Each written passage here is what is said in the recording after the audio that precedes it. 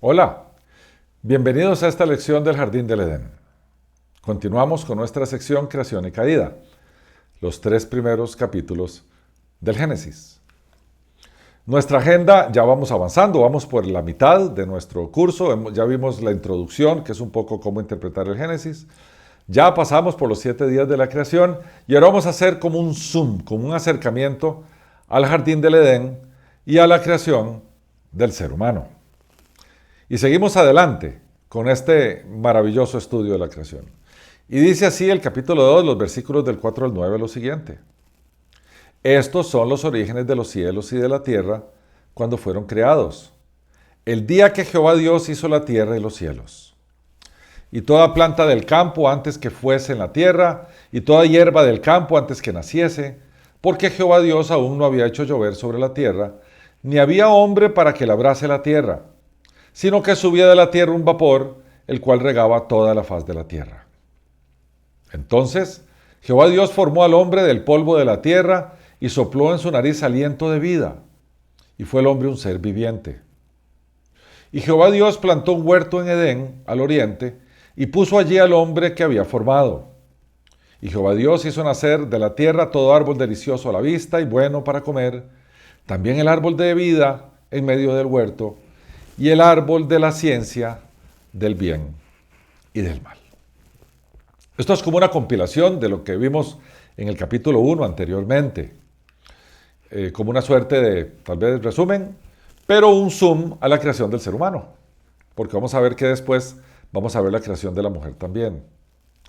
Y hay algunas cosas que son importantes aquí porque son temas que después se hacen una doctrina importante. Aliento, ese aliento que sopló Dios, cuya palabra en hebreo es nashma, es el aliento de vida, o sea, el espíritu de vida, la energía vital, la vida. Dios sopla vida. De ahí que la palabra espíritu en el hebreo antiguo es nashma y en el griego nuestro es neuma, que viene de aire, de soplo, porque Dios sopló vida. Cuando todos nosotros partimos con el Señor, esa vida, ese soplo, de acuerdo al libro de Eclesiastés, regresa a quien lo dio. Ya no hay vida en el cuerpo. Tenemos nuestra alma, pero el cuerpo ya no tiene vida. Ese soplo de vida desaparece. También vemos aquí el árbol de la vida, que de alguna manera nos representa la vida eterna. Y durante ese periodo de tiempo no había una prohibición para nuestros primeros padres de acercarse al árbol de la vida. No había un mandamiento, no toquen el árbol de la vida. Podían acercarse si ellos querían. Y el árbol de la vida se menciona aquí y se vuelve a mencionar al final de la Biblia, en el libro del Apocalipsis, en el capítulo, si mal no recuerdo, el capítulo 22, puede ser 21 o 22. También aquí se menciona otro árbol que es el árbol peligroso, que es el árbol del conocimiento del bien y del mal. Y lo que nos dice la Escritura es que ambos árboles estaban aquí en el huerto del Edén. Bueno, seguimos adelante con el relato y ahora aparece un río. Y dice, salía de Edén un río para regar el huerto. Y de allí se repartía en 4 brazos. El nombre del uno era Pisón, y este es el que rodea toda la tierra de Havila, donde hay oro. Y el oro de aquella tierra es bueno. Hay allí también bedelio y ónice. El nombre del segundo río es Gihón, y este es el que rodea toda la tierra de Cus. Y el nombre del tercer río es Hidekel, y este es el que va al oriente de Asiria. Y el cuarto río es el Éufrates. Empecemos por un poquito ver la palabra de Edén, que nosotros en muchas ocasiones la utilizamos también como sinónimo de paraíso. En el hebreo Edén quiere decir placer o deleite, un lugar muy placentero, un lugar bonito, natural, puro. Y la palabra paraíso originalmente se refiere a un bello jardín extenso. Entonces podríamos decir que podrían usarse alternativamente. Sin embargo, la Biblia aquí lo que usa es Edén. Ese es el cuidado que hay que tener. Porque después Pablo en la segunda carta de Corintios dice que él fue llevado al paraíso. Entonces, habría que tener cuidado en distinguir ambos lugares. Entendemos que había mucha riqueza. Entendemos que estaba irrigada por ese río, del cual salieron 4 brazos que después, de acuerdo al relato bíblico, irrigaban una gran superficie. Ahí tenemos un mapita con una suerte de especulaciones que hace la gente sobre por dónde pasaban esos ríos. Y claramente, pues, se nos hace muy difícil entender eso porque después vino el diluvio y barrió con todo esto. Entonces, lo que nos queda ahora para ir a averiguar estas cosas no es mucho. Pero bueno, a la gente le gusta especular y nosotros pusimos ese cuadro allí. Estos ríos, lo que indica es que en el Edén habría una región importante que era cercano del oriente. Estos ríos previos al diluvio, hoy en día los que han tratado de hacerlo han identificado 2. La primera rama del río hoy en día no se sabe cuál es, que es el Pisón, después el Gihón, que dice, el Gihón que rodea toda la tierra de Cus, parece ser que fluía alrededor de Etiopía. El Hidekel, que es el que va al oriente de Asiria, que Hidekel quiere decir rápido en hebreo. Tigris en griego, puede ser uno de los 4 brazos que era el Tigris y el otro era el Éufrates, como vemos ahí abajo también, que se menciona a lo largo de toda la escritura y es el que le pone límite a la tierra prometida. Y daba fertilidad a Mesopotamia. El Éufrates, de todos estos, diría yo, es el que nos queda y es el que definitivamente tiene alguna importancia bíblica. Bien, vamos ahora al mandamiento y al pacto. Seguimos adelante en el versículo 15 del capítulo 2, que nos dice: tomó pues Jehová Dios al hombre y lo puso en el huerto del Edén para que lo labrara y lo guardase.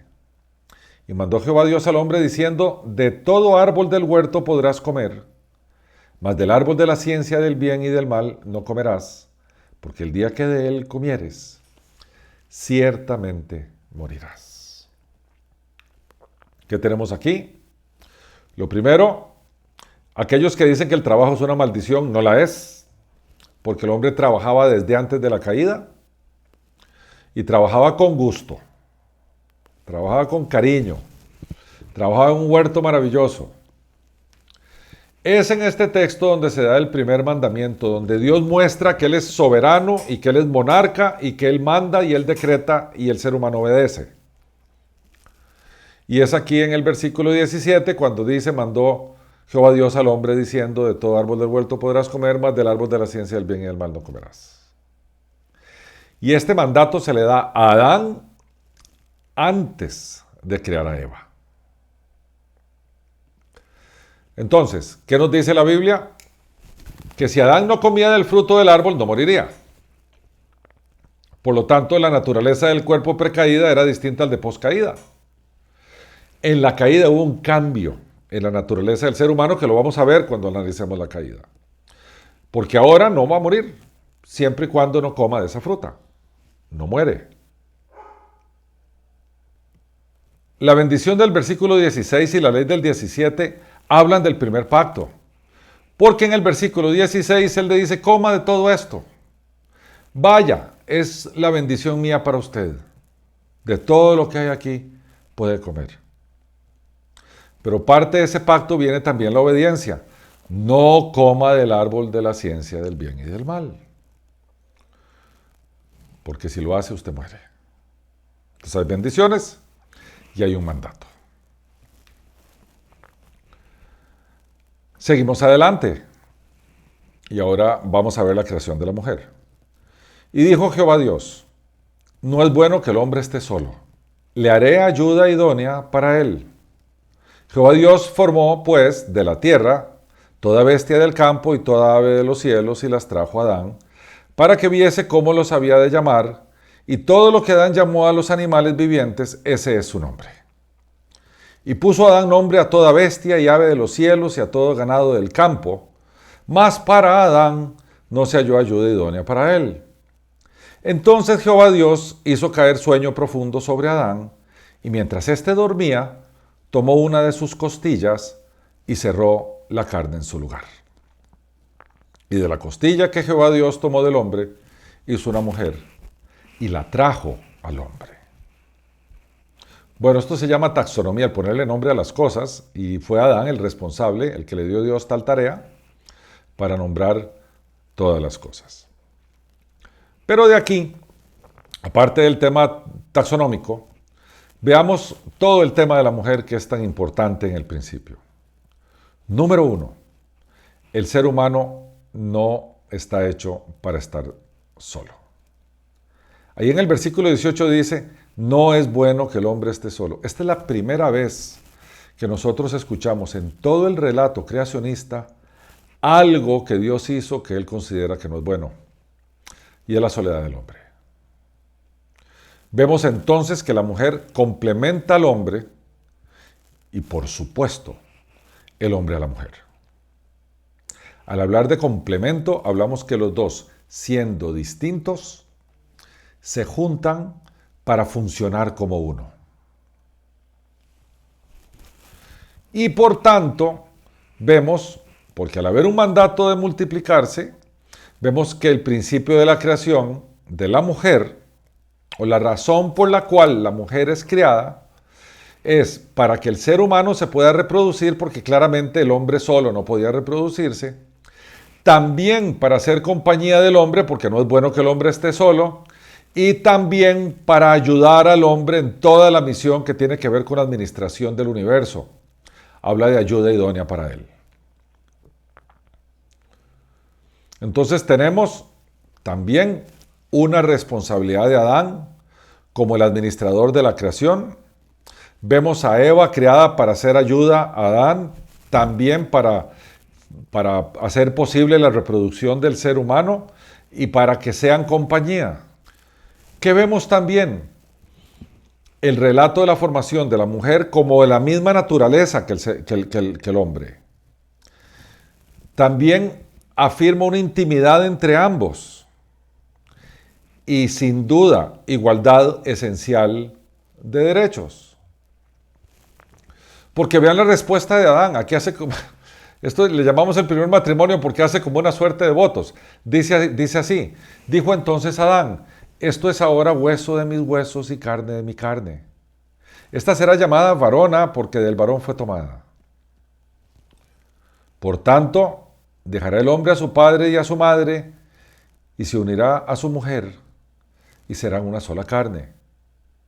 Y estaban ambos desnudos, Adán y su mujer, y no se avergonzaban. Bien, este tema de varón y varona tiene que ver con las palabras en hebreo, ¿verdad? Ish e Isha son dos palabras, una para varón y otra para varona, y así es como se traduce al español. Lo que vemos aquí en verdad son los primeros votos matrimoniales, ¿verdad? Por tanto, que está ahí abajo en el versículo 24, ustedes dirán, pero si Adán y Eva no tenían ni padre ni madre, ¿a quién van a dejar? Bueno, eso trata de los descendientes de ellos, claramente. Porque Adán no va a dejar a su padre y a su madre, ni Eva va a dejar a su padre y a su madre, porque ninguno de los dos tenía padre y madre. Esto es un mandato de lo que sigue para todos los demás. Hay entonces una implicación directa de que los nuevos matrimonios no vivan con sus padres, porque son una nueva familia. También habla de dejarán a su padre y a su madre, se unirán siendo una sola carne. Y una sola carne tiene implicaciones más allá de las implicaciones sexuales. Habla de una esencia, habla de un ser. Habla de que transitan por un solo camino en pos de un solo destino. Por lo tanto, tienen una unidad de propósito o una misma misión. Y es aquí donde empieza la familia. La familia que glorifica a Dios. Por otra parte, el versículo 25 nos dice que estaban ambos desnudos.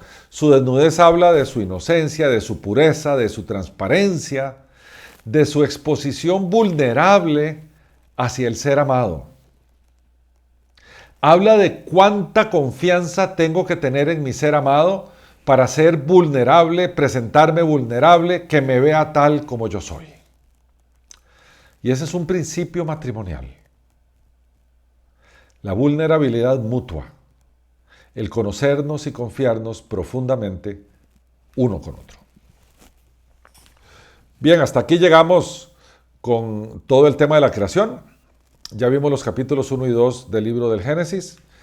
Nuestra siguiente lección trata de las malas noticias, trata de la caída, trata de cómo nuestros primeros padres desobedecieron el único mandato que tenían que obedecer.